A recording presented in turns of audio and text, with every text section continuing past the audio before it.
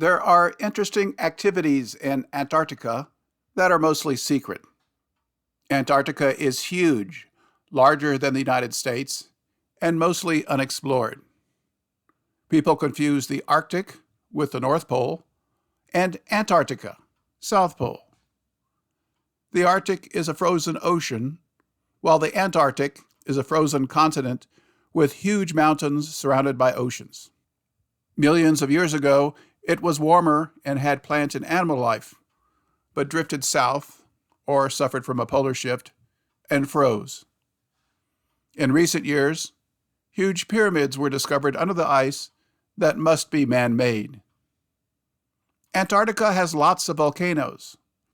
A 2017 study using new ice-penetrating radar found 138 volcanoes, 15 of them with active lava flows, mostly under the ice cap.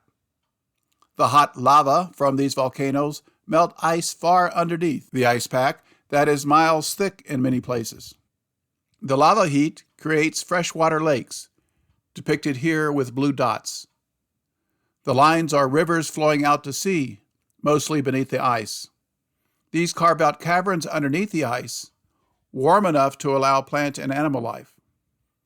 Such caverns would provide the best place on Earth to hide secret bases.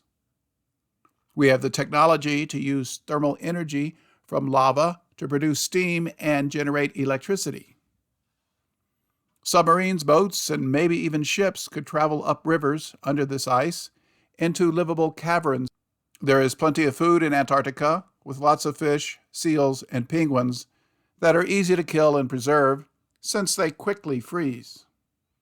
In 2017, a group of Australian scientists found extensive cave systems surrounding an active volcano in Antarctica.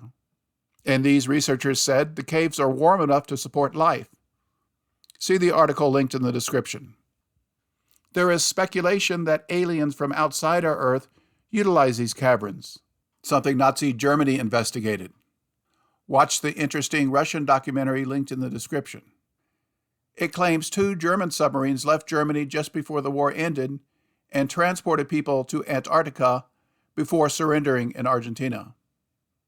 It also claims U.S. Navy ships and aircraft dispatched to explore Antarctica in 1946 were attacked by flying saucers that emerged from the ocean, just like recent UFO reports by the U.S. Navy. This may seem unbelievable, but read about Operation Highjump in 1946, or watch the videos linked in the description. The United States had just won World War II and interrogated German scientists who worked on lots of advanced projects. After World War II ended, the U.S. Navy was busy transporting refugees, moving soldiers back home, and demobilizing. Suddenly, a large expedition with an aircraft carrier and a dozen supporting ships was dispatched by American President Harry Truman. This included large seaplanes to fly far into the continent. The U.S. Navy produced a 1947 documentary about this expedition called Secret Land, with voiceovers by Hollywood actors. It is linked in the description, where the Secretary of Navy and top admirals explain its mission. The President's Cabinet approved the expedition. As Secretary of the Navy, James V. Forrestal explains the reasons for the enterprise. There is only one untouched reservoir of raw materials left in the world, and that's in the region known as Antarctica, an area larger than the combined area of the United States and Europe. The American government is sending a naval expedition to that region. The purpose is to train our Navy in polar operations so that it may better perform its function of preserving the peace upon the 7 seas of the world. Beyond that, the American government is seeking to do its share in the discovery and the release to the world of the unknown treasures of Antarctica in the interests of all mankind.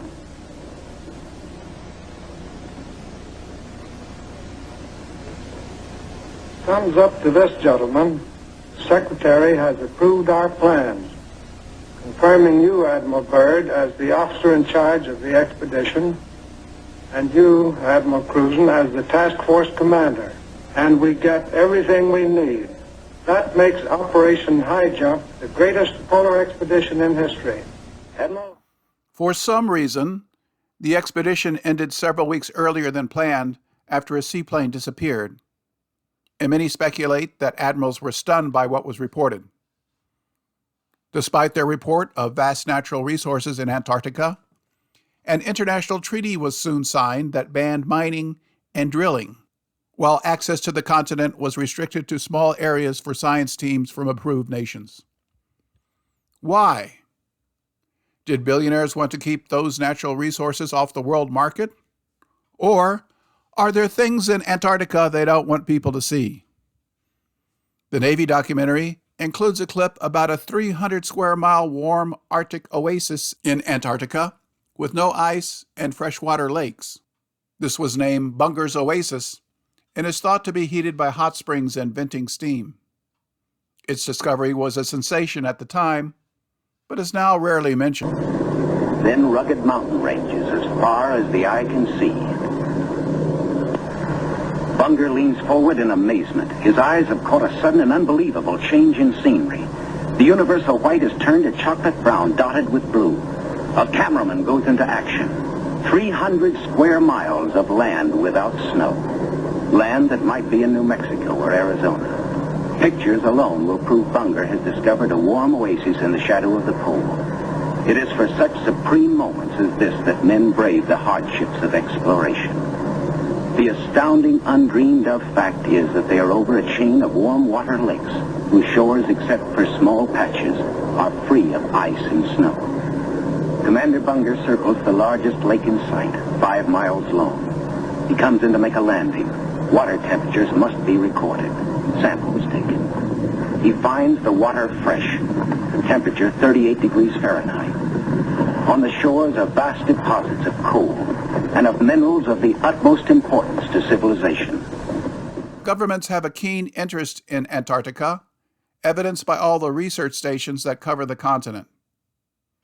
Maintaining bases in this harsh, remote environment is costly and difficult. There must be things there of great importance that no one discusses. That Russian documentary states the American stations are mostly manned by CIA and NSA personnel. Some think they observe UFOs, as alien visitors use the magnetic forces of the poles to easily enter and leave Earth. The United States maintains 3 large bases in Antarctica in a polar program with 3,000 people plus military transport support. McMurdo Station was built by the U.S. Navy and happens to exist near an active volcano. This costly facility performs vague research. What are they really doing there? Nearby caves are a great place to run secret prisons or conduct secret bioweapons research. The Amundsen Scott Station is right on the South Pole.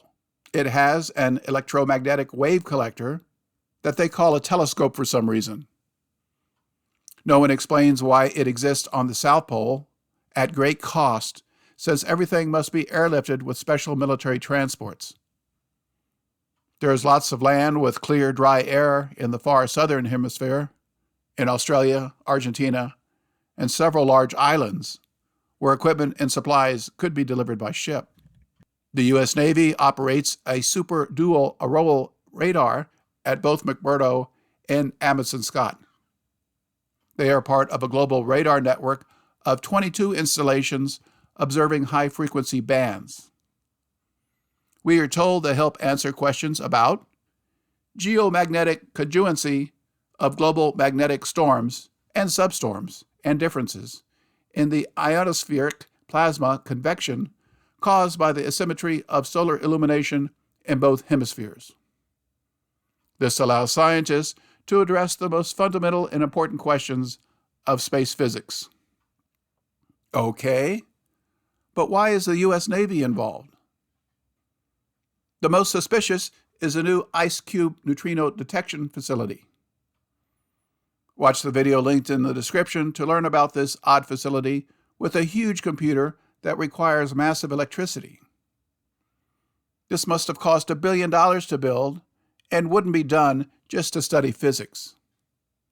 Search for neutrino weapons to find lots of scientific papers about using neutrinos to detect and detonate nuclear weapons, among other things. Eric Hecker is a former Navy submariner who worked for Raytheon, a major U.S. defense contractor. He was officially a plumber at the Amundsen Scott Station, but was also the fire chief who had access to every building. This allowed him to ask personnel what each item of equipment was for and how it worked to note fire and chemical hazards. Living among a small team for a year in a very remote region meant everyone talked freely about top-secret things. Since he was just a plumber, he wasn't required to sign a non-disclosure agreement. After leaving Antarctica, he continued researching what he had learned and connected dots. Hecker determined that secret activities there were unknown by the U.S. Congress, where he appeared to testify in 2021. He was interviewed by several YouTube channels. I linked one in the description. The corporate media ignores him since he's considered a whistleblower. Hecker is often slandered online by nutty people saying he's not educated to understand such science, or that no scientist has publicly endorsed his leaked top-secret information. Huge military expeditions have explored Antarctica, and billions of dollars are spent each year to maintain expensive bases there. This is not justified by the research claimed of dubious value. And these are not tests or experiments. They are permanent facilities that collect and transmit data for unknown purposes. I'm sure much of the research is valid, but learning more about space physics will not help solve problems America faces. Massive natural resources are known to exist in this desolate, uninhabited continent, yet mining and drilling for oil is not allowed. There must be top-secret activities in Antarctica that huge corporations don't want the American people and U.S. Congress to know exist.